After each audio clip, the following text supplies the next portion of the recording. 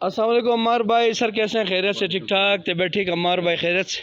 Sir आप हमारे मेहमान रहे यहाँ पर, ठीक है सर। आपको कैसा लगा हमारी मेहमान नवाजी और यहाँ होटल का मैनेजमेंट, बैठना कैसा, थोड़ा बहुत बताइएगा सर जी। आपका जो एक मैनेजमेंट और आपका जो एक सर व्यू वगैरह बहुत ज़बरदस्त था, और आपकी मेहमान नवाजी बहुत अच्छी रही, ठीक है। हमें तो यहाँ बहुत मज़ा आया और हमें इस चीज़ का बड़ा अफसोस है कि हम यहाँ पहले क्यों नहीं आए।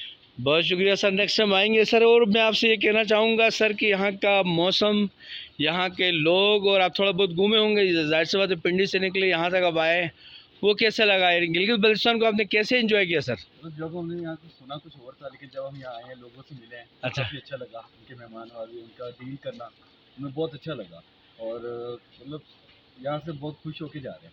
चलो सर, बहुत शुक्रिया। अपने दोस्तों को बताइएगा सर, मैं शेयर करूँगा। मेरे चैनल का नाम दरवाज़ा बंद करो है, ठीक है सर? ठीक है इंशाल्लाह। थैंक यू जी, इंशाल्लाह मिलेंगे। बहुत शुक्रिया।